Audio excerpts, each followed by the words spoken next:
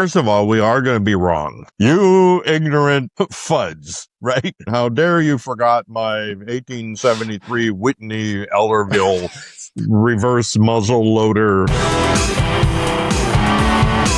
Hi there, and welcome to a special edition of the Guns Podcast US.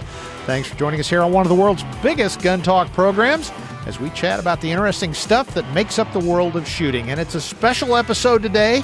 This is something we've been waiting 250 years to do.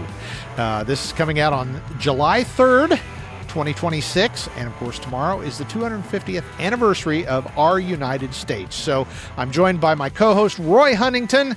Roy, we made it. We've worked so hard to get here, you and I personally, that I'm really excited. We're going to talk about 250 years of a Second Amendment and guns and shooting and all that good stuff. So how are you doing on this, I think, hot July 3rd day? Well, still working on my healing up of my where Susie popped me, but Yeah. It's taking its time, but it'll get gone eventually, I think. So Yep. Well, today should be fun. I wanted to come up with something that was related to July 4th. And I would say this episode is as close as you'll get to a couple of guys sitting in the corner of the gun store arguing on July 3rd. And we've done zero show prep about it. Today, we're going to talk about what is the most American gun that was ever made. And there's a lot of criteria here. I'm going to just narrow it down to it. The gun had to be designed or built in America and popularized in America.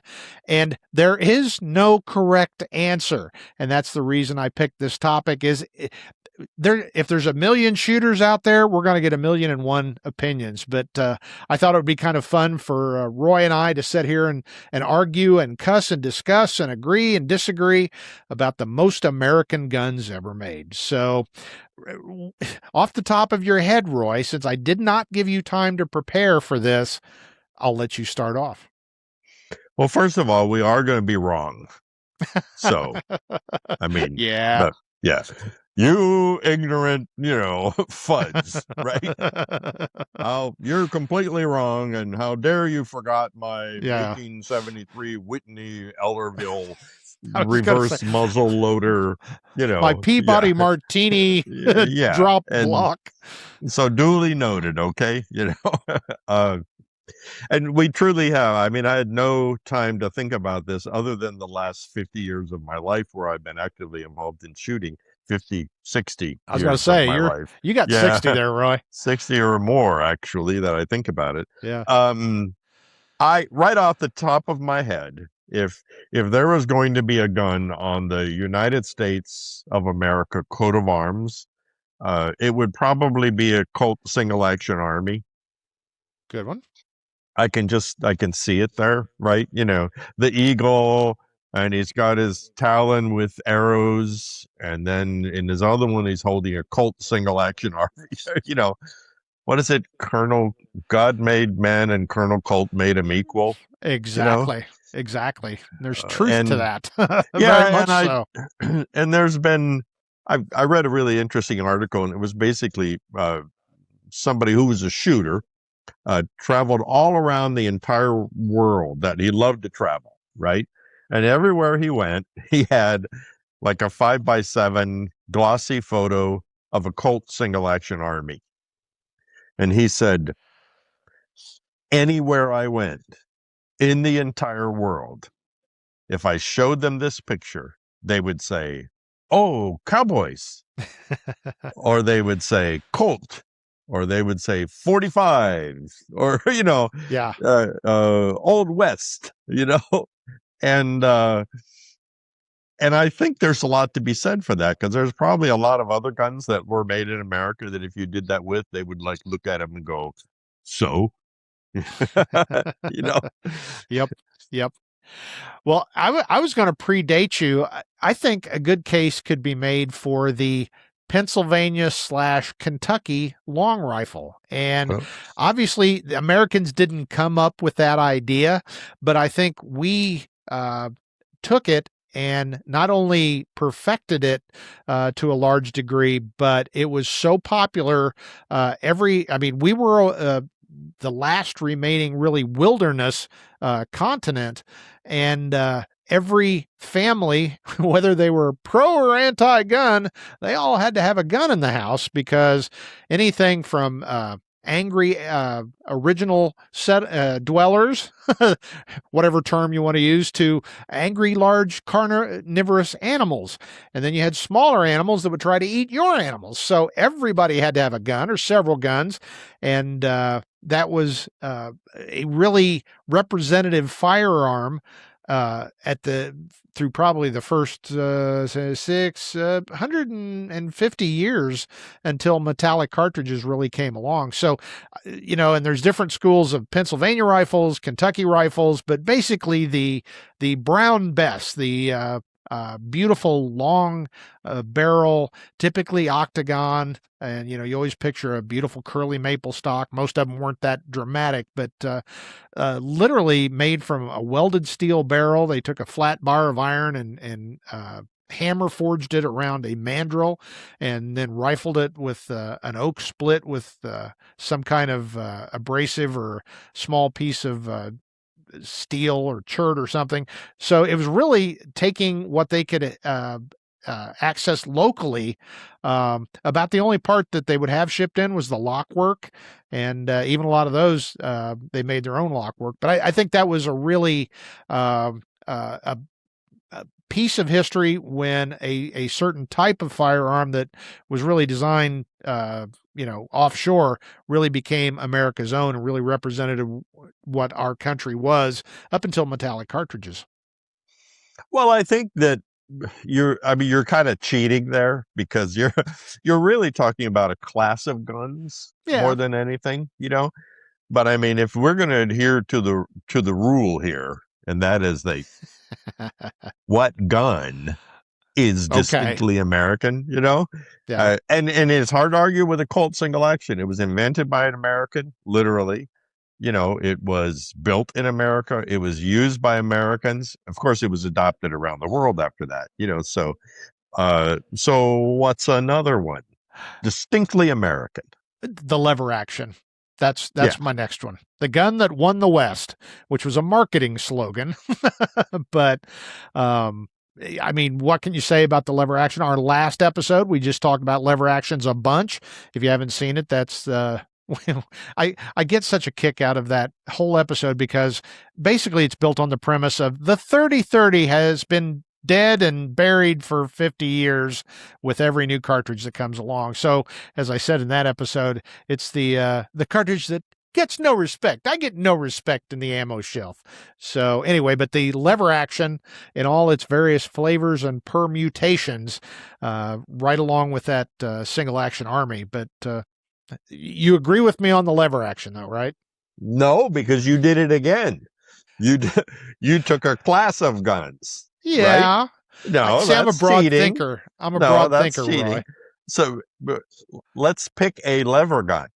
What Model is? 94. Model 94. No. See, I disagree with you. Okay. I think it's the Henry, because the Henry was the precursor of all of them. Agree. Right? And to me, a Henry is so distinctive. Now, I'm not saying you're wrong, because you're not. We'll let the comment people say that you're wrong, right? Yeah. But the Henry with no forend, it's such a distinctive profile that's another one with most shooters, especially, riflemen, lever guys. If you hold up a Henry, they go, "Oh, that's a Henry." Yeah. Right? If you hold up a lever gun, it's like, "Oh, that's a Marlin." Right, that's a Winchester. Is it a 92 or a 94? Is it a 73 or a 76? See, I was going by sales figures, because there's no arguing the 94 is one of the most popular guns ever built. So I agree. Yeah, and I don't disagree that. Because I'll bet you, if you went around the world holding up a picture of a Model 94, you would get the same response. Oh, cowboy. Exactly. Old West, Indians or something like that. So, but it's I thought it was going to be easy, but when you really, really, really try to decide what is the most American gun, There's a part of me though that just says, but it also has to be iconic, because there were a lot of Philadelphia Derringer. That was an American gun, Yeah. right? There, Yeah. I mean, 1851 Navy, per wonderful American gun, but which one is like the most American gun? And shall we take the other side of the fence now for a minute? Because Okay. I know that people are going to say the AR-15, Agreed. right? Distinctly American. Again, it's a class of gun, right? The AR. Arguably, you could probably hold that up around the world. People would identify it immediately, Yep. Uh, but it'd be interesting if we're really going to talk about that, then maybe we should talk about the actual really first one, the first AR-15 with the fixed stock and triangular guard and Yeah. all that. Pretty distinctive. You hold up that today and it's Vietnam era war, and it's Yeah. like jumps right out at you. Not the ones I have today that look like, what do they always say? It looks like air conditioning unit, you know, wires and TV Yeah. sets and radar and Well, I think it's noteworthy to point out that we both agree the AR platform, which is the generic term, I guess, it's great. It's wonderful, and because we're always getting wrongly tagged, well, you hate the AR. No, it is a great mechanically, it is a great gun. But if you're talking an American gun, and I'm thinking, isn't it the most single most popular weapon ever produced in America? The AR, the modern sporting rifle now. I think it probably is. Yeah. I was, nobody really knows how many there are in the hands of people, Yeah. but certainly and around the world, I think the AK-47 has the most produced in the entire Right. world, kind of a thing. SKS maybe, Yeah. but I don't know. I think, so that's single action. It's funny that we're kind of looking at the Western times though. Yeah. How far back can we go and have it be as iconic? And so, what is that? The 1849 pocket Colt, the little 31 Yeah. that basically was in every single miner's pocket during the gold rush. Yeah. I mean, that's a pretty iconic American Yeah. gun. That's people would see that. Yeah. Well, okay, I'll take a left turn here. I've made no secret of my love of shotguns. So the Remington 870, how many of those are, and how many people, I would venture to say anybody who's hunted birds in their life at one point has owned or at least used a Remington 870, wouldn't you say? Or its various clones, because it was knocked off the Western Auto and all that. But there's a whole big bunch of those out there, and and law enforcement use too. It is true. I mean, we've opened up a bit of a hornet's nest here, because because there's a part of me that wants to talk about, what are the most popular American guns, and the list could go on forever, right? Yeah. But if we want to talk about which one is the most American gun, things kind of slow down at that point. Yeah. Okay, I've got another one, again, taking kind of a different turn. What about the Thompson Model 1927? Well, Subguns that okay. have been around, but that one Yeah. is so unique and so identified with the gangster era and all that. That is pretty darn that- iconic. Yeah, I mean, you hold up a picture of a Tommy gun, and I'll bet you Mhm. pretty much everybody in the entire world would know exactly what that was. Yeah. Yeah. No, that's true. It's a Colt Single Action Army in one hand, and that Eagle needs to have a Tommy gun in the other hand for our new. Don't tell Trump, because he'll want to do it. Well, that's true. Only Which he'll would be gold okay. plate them. Yeah, Yeah. they'll be gilded. Okay, well, I'll be honest. We're 15 minutes in, and I'm kind of running out of ideas. So, what do you think, Roy? I'm pinging it back to you. Well, I think we just have to expand a little bit, because I'm going to rest my laurels on the Colt Single Action Army as the single most American gun. In other words, to me, across the board, when you say America, I mean, I see America. this, cowboy with a Colt Single Action on his hips. Yep. I mean, you might be able to also see a Minuteman fighter from the Revolutionary War with a Kentucky long rifle. But again, we're kind of cheating because that's just a general platform, not a specific gun design. Like Yeah. this is it. Uh, Yeah. I think if we expanded it though to talk about not the most, but we can talk about what are iconic American guns. Because I would like to see those. If you go to the museum that's here in the Bass Pro in Springfield, Yeah. it's the NRA National Firearm Museum or something. I mean, you look at there, and it's 1903 Springfield. Yeah. Pretty darn distinctive American. I mean, that's America right there. GIs and go Yep. overseas and save Europe and Yep. Well, going down the military road, we didn't even talk about the M1 Garand. I know. As carbine. It wasn't Patton said it was the greatest main battle rifle ever built, and yeah, I mean, see, and to me, all those kind of chase the single action. You could pull up a Garand, and probably most shooters would know what that is. They would say, "Oh, that's a Garand." Except for the ones who would think it's a carbine. I don't know why they do that, but they make that mistake. So, but I think, well, wait, what? Hello, we're missing the most obvious one, 1911, right? Yeah, we are. Yeah.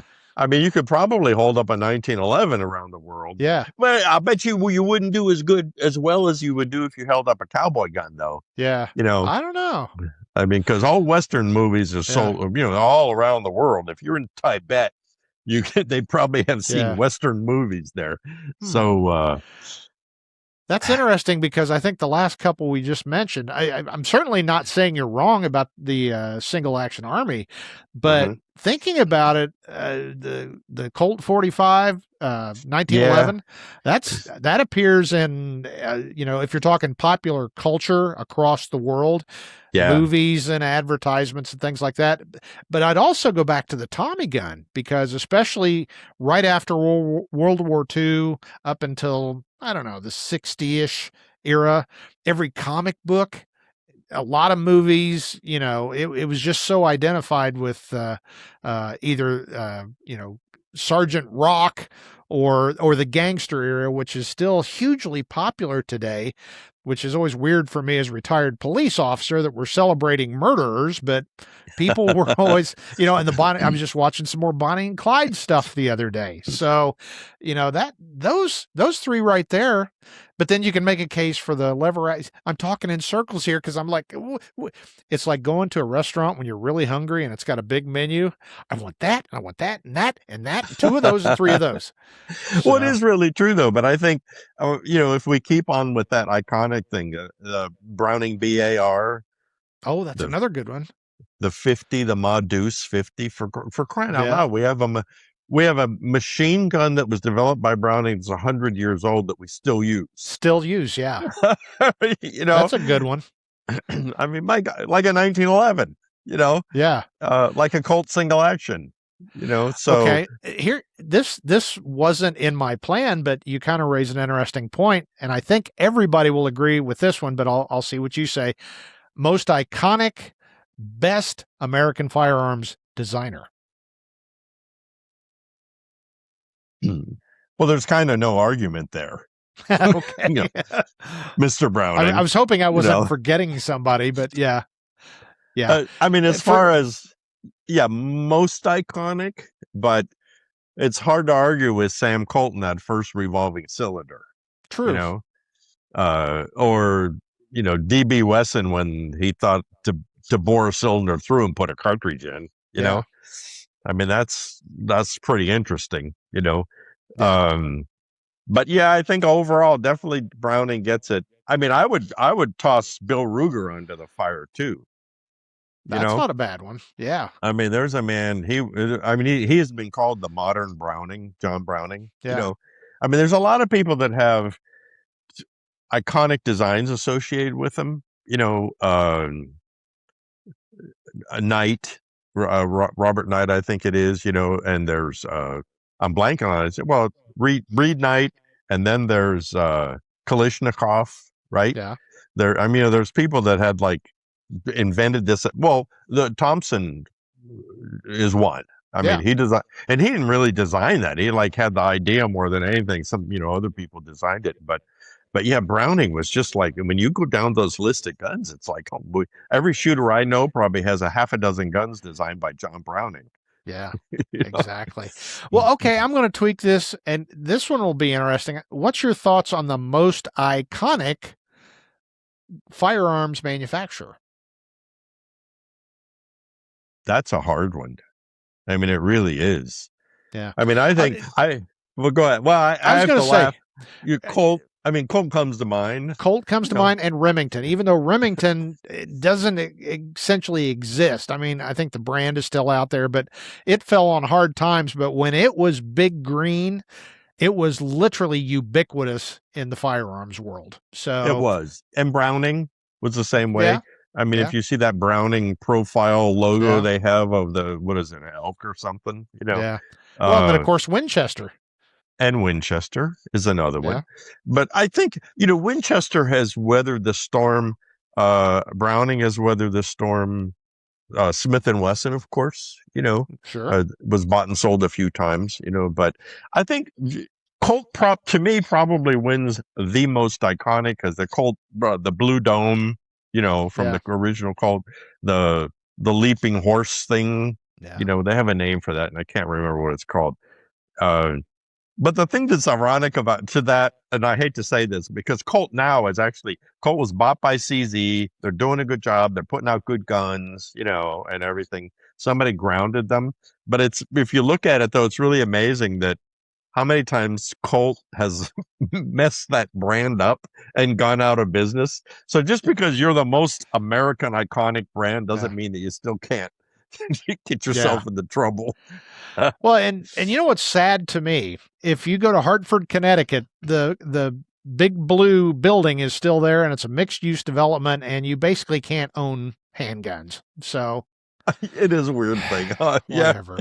Well, I mean, now I'm trying to think if we're missing anything obvious anywhere, and I'm Oh, sure people in the I'm comments are sure going we to tell are. us. Yeah, Yeah, it's like you guys are two idiots, right? yeah, You completely forgot the fill in the blank. yeah. I mean, there's some other classic things: Winchester Model 70 bolt action rifle, True. the Model 21 side by side shotguns. Yeah.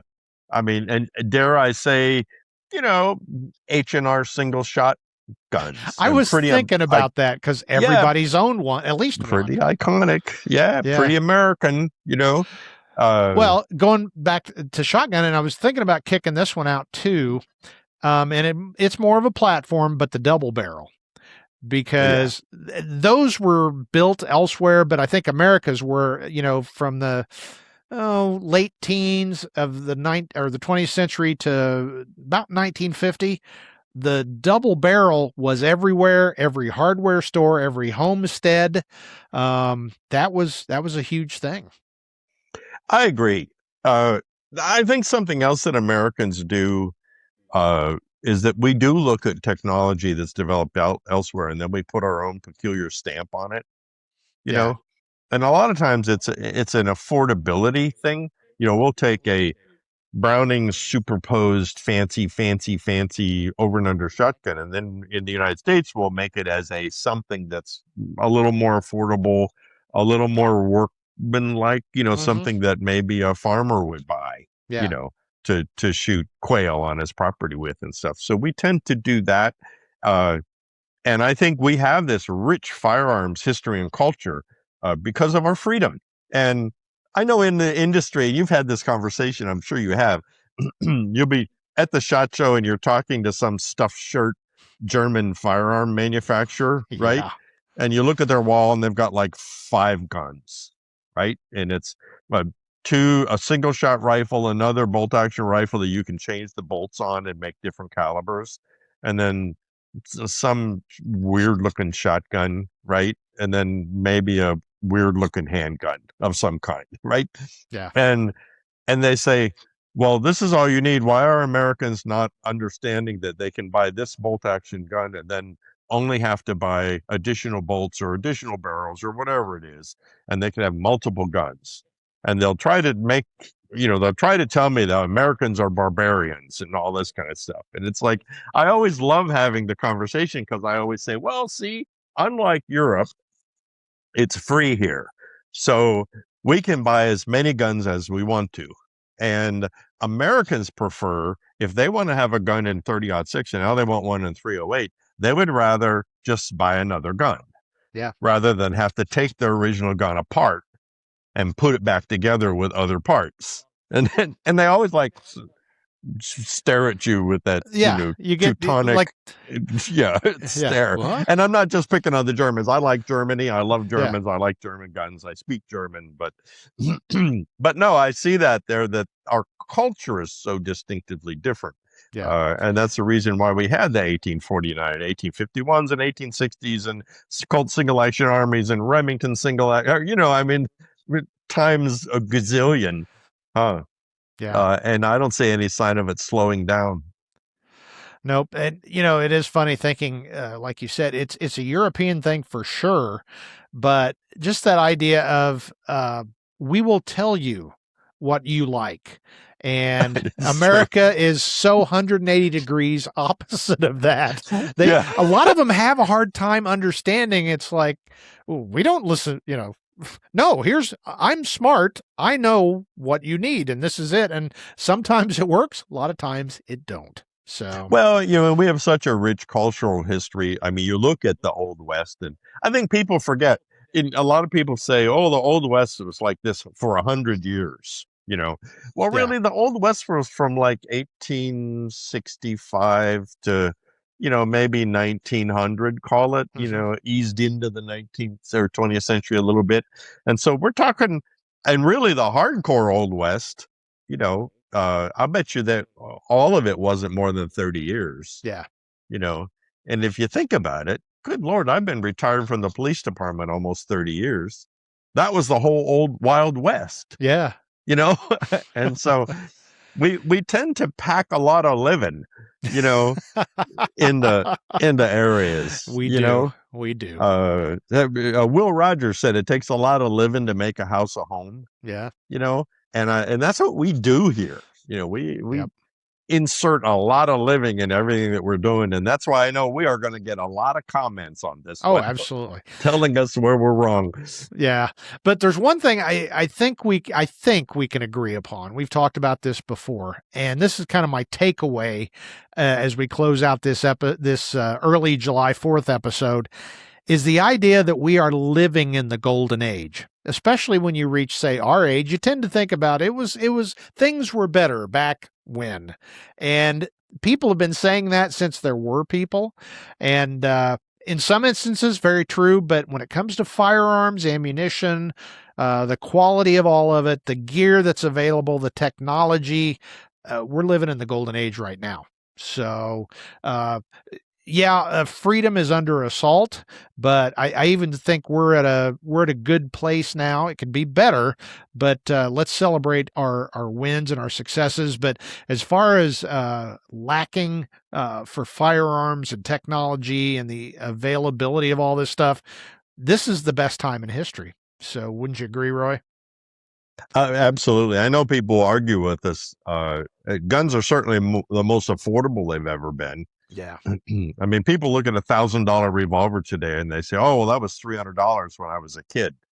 Yeah, well, gas was 89 cents too, or 24.9 when I was a kid, so no, it is. I think we have more selection. We have more choice. We have more things available.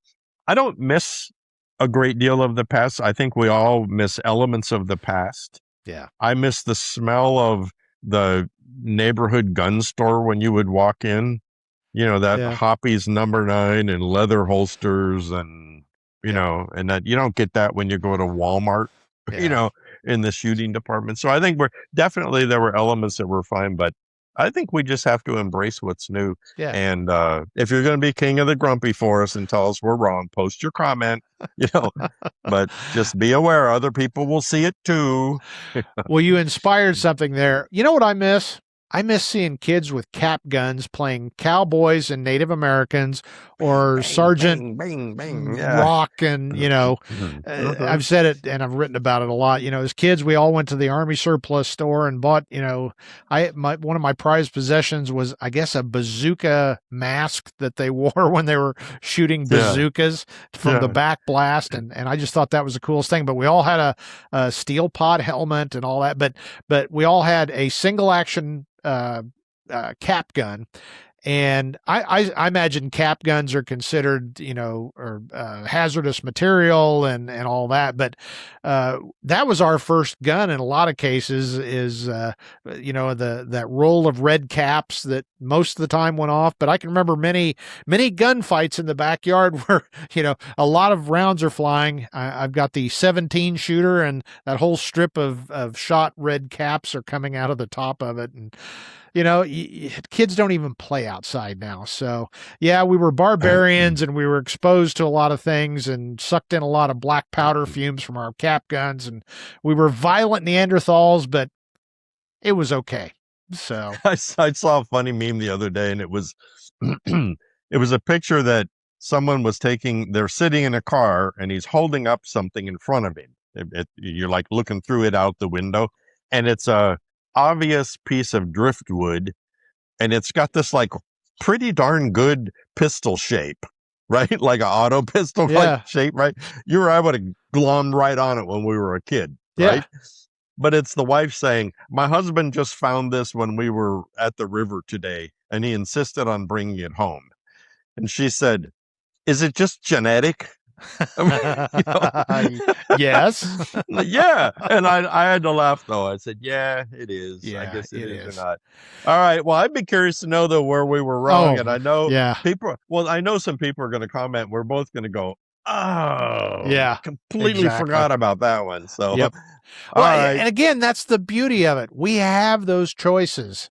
If we were living in, say, Finland, this show would be about 6 or 7 minutes total. So, America, as we're approaching our 250th anniversary, we've got problems, and maybe certain aspects were better back in the day, but there's an awful lot to be thankful for. And we certainly should be thankful for the Second Amendment and the people that are fighting for the Second Amendment, because otherwise there's a lot of folks who just really don't want any of this stuff around at all. And if we sit back on our laurels and haunches and let other people fight the fight, they're going to win. So that's my caution. I hope folks are still watching this podcast 250 years from now, which will be, who can imagine what that'll be like, other than we'll both be long dead. But no, we're still fighting the Second Amendment fight, and it's the good fight. And I hope that aside from just enjoying this podcast, that the 250th anniversary of the United States will inspire people to take up that Second Amendment flag and keep it going into the next 250 years. So anyway, our quick housekeeping stuff, make sure you stop by gunsmagazine.com, sign up for the newsletters. That's really important. They're our great partner in this endeavor, and we would like you to go over there and check out all the great stuff they've got, and read all those great gun writers over the years talking about many of these guns and many more. So you can stop by gunspodcast.us. That's where we kind of talk about the backstory and all the other stuff going on, and you can buy our merch. What a better gift for July 4th late than a Guns Podcast t-shirt or mug. So check that out. Anyway, Roy, any final parting thoughts on the 250th anniversary of these United States and the bestest gun therein? I just want to editorialize for a second. Okay. Because you talked about this before, where the things on our websites are written by actual human beings, which they are. You and I both know they are. And no AI generated articles. I think I sent you a note. I got an email from some people I know in the industry who are pretty seasoned, writers and shooters and trainers and stuff like that. We have this little, hey, look what I got, hey, I got this new gun, that kind of stuff, right? And so it was linked to an article, and I think it was about stopping power, right? And they said, well, this brings up some pretty interesting points. And so I clicked on the link, and I mean, within 5 seconds, I could tell that it was AI generated. You know, Yep. it was like 10 reasons why you should choose a new, right? And it was just like awful. It was Yeah. so awful. And so I just hit the return all button. I said, I know you guys are like tactical and you're all everything, but that was an article that was AI generated. And, and it was like, do you see the danger of this? You Yeah. guys didn't spot it. What about the Sam and Susie homemaker out there? They're going to Yeah. believe it all, So the reason I say that is that, all the more reason what Brent says about Guns Magazine, American Handgunner, the podcast and all that, we're all real people and we do the work. Yep, exactly. And I'll throw this out that I will not get on my soapbox. That is a huge thing with me is AI use in writing. And I will say it's a cancer that's going to destroy a lot of writing if it's not used properly. And I've actually given some talks to writers groups about this. My concern is talking to it. We're both very versed in the good and the bad in AI, but does the audience care? If you want to hear some of our thoughts on it, let us know in the comments or drop us an email, editor@gunspodcast.us. If you don't, that's fine. I'll keep talking to my writer friends about it, but pretty fascinating stuff. So I'd be interested to hear what the audience as a whole wants to hear about that or not. So I'm good either way. Well, anyway, it's that time again. I hope you've enjoyed many years. This episode, I believe 342 of the Guns Podcast US, celebrating the 250th anniversary of these United States, which for all of our flaws, there's no place I'd rather live. So on behalf of my co-host, Roy Huntington, I am Brent Wheat. We are proud Americans. We're proud supporters of the Second Amendment, and we're proud shooters. And I'd like to remind you now, it's time to get out there and get shooting.